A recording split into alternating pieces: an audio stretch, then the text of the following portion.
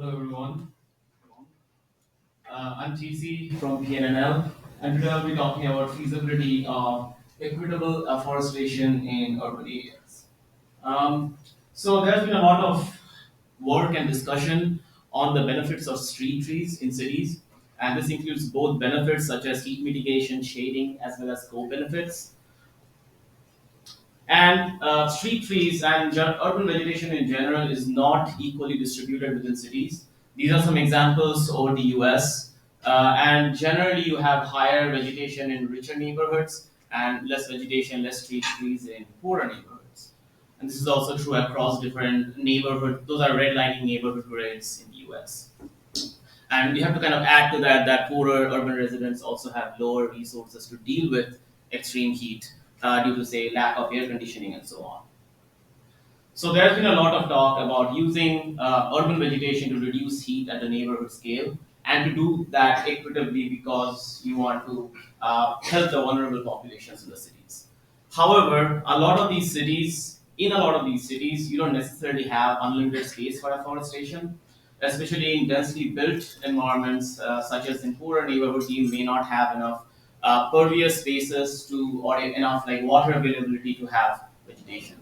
So the main kind of objective of this study was to understand how much space there is for urban afforestation for cities in California, understanding how the potential logistic constraints mean for equitable urban greening strategies, and to also give some estimates about the overall benefits and co-benefits of different scenarios of urban afforestation.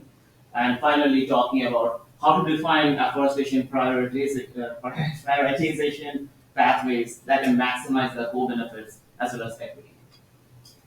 So we studied over 200 urban clusters in California, and we included many different data sets, mostly remote sensing data sets and some census data sets to do this analysis. This includes 1 meter tree cover data sets over the cities, as well as 30-meter land cover data sets. And we also use Landsat thermal imagery to get an estimate of urban heat.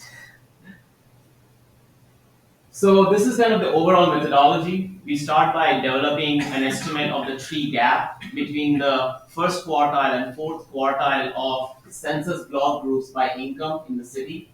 Then we do a similar analysis for the surface urban heat island intensity, and then compute space available for afforestation by combining that existing tree cover estimate with the land cover estimates.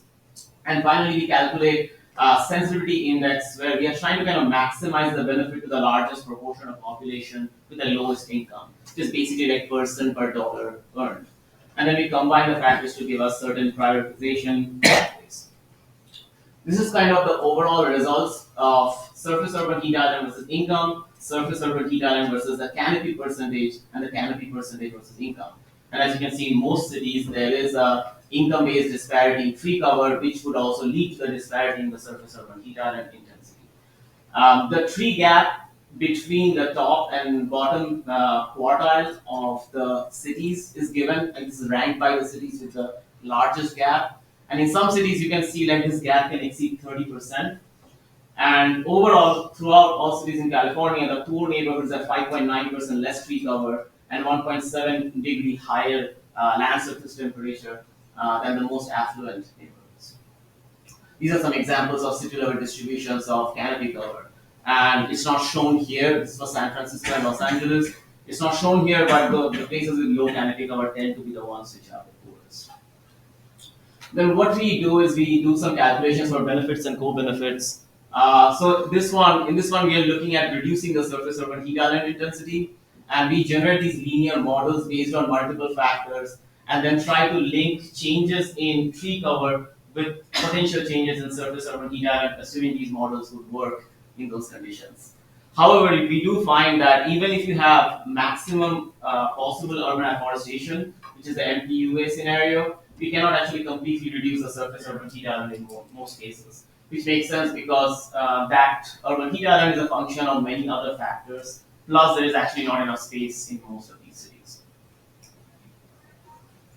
The other one we look at is carbon sequestration because we have actual available space and how much tree can be added. We can then multiply that with pretty specific estimates we have for urban forests in California.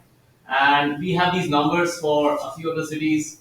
These may seem large or small to you depending on your expertise, but overall, this is less than 0.2% of the US nationally determined contribution goals for 2030. So it's really not anything. The other one we do is health outcomes. So we had zip code level information about heat related mortality and morbidity for cities in California. So we chose all the cities with more than 10 zip codes as kind of a threshold and created linear models between LST and the health outcomes. And interestingly, we did find positive relationships in most of them. And then we kind of went back to the change in SUHI as a function of afforestation and so try to understand how much that might reduce the heat-related health outcomes.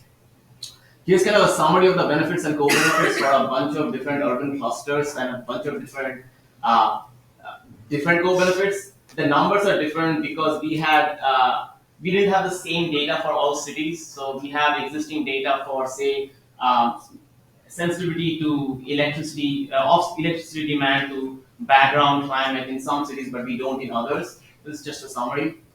However, at this point, I do want to talk about one issue with the reduction in surface urban heat island due to tree cover. This is like a very common method in the scientific literature, especially in large-scale analysis, where you take global land surface temperature, combine that with tree cover estimates, and talk about the magnitude of change. The problem is that when we are talking about public health impacts, we care about air temperature mostly, and the surface temperature is not the same and would not respond similarly to tree cover change. So this is some analysis from a different study where we looked at citizen weather station data within cities in Europe. And what we found was that you do see negative associations between the urban-rural difference in the normalized difference vegetation index and the urban-rural difference in surface temperature. But that level of variability is less described when we are looking at urban-rural difference in air temperature. For something like heat index, it's pretty badly associated, and a part of that has to do with how relative humidity actually increases when you have more tree cover. Similarly, if you try to understand that sensitivity of LST to sensitivity of LST to NDVI, you can see here that the numbers are much higher for LST than for air temperature and heat index. So 5 to 6 times higher, in fact. So that's something to kind of keep in mind. And knowing that, in our ongoing work, we are actually creating these empirical models by biome to try to link the air temperature to the LST. So these numbers make a little more sense, like these slopes, and then using that to kind of expand this analysis to the rest of the US to get similar benefits and co-benefits of afforestation.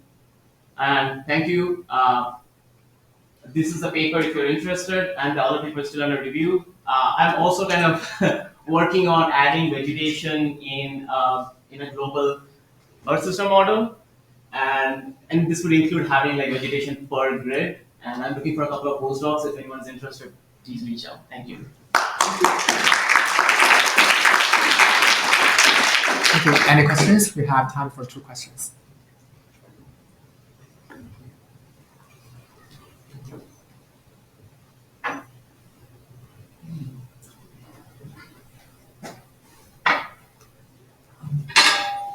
Super interesting. I think it's great that a U.S. national lab is supporting this kind of work.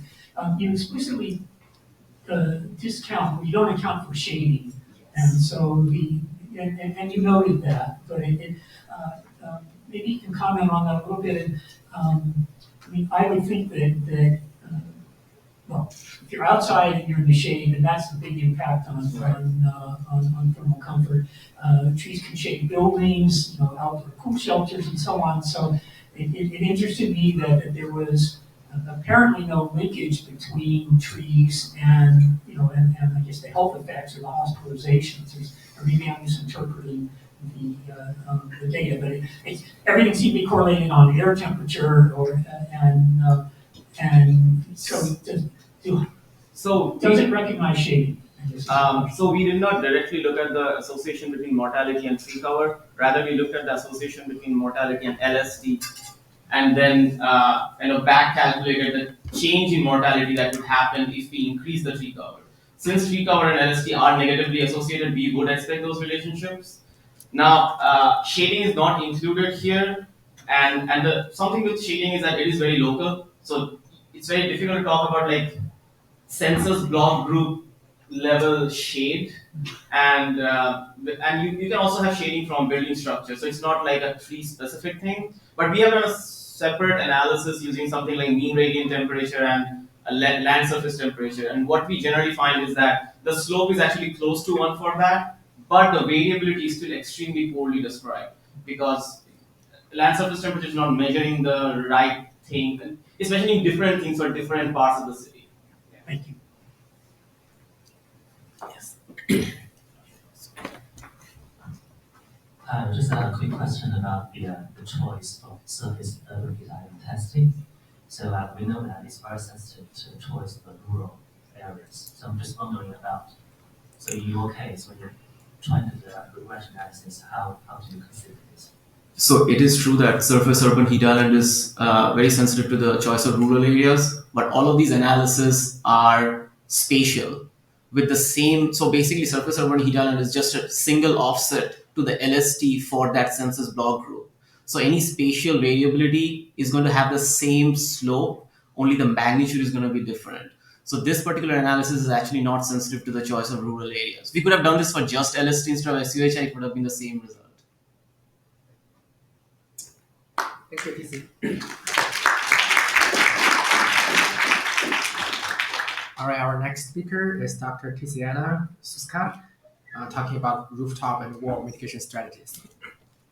Let's welcome.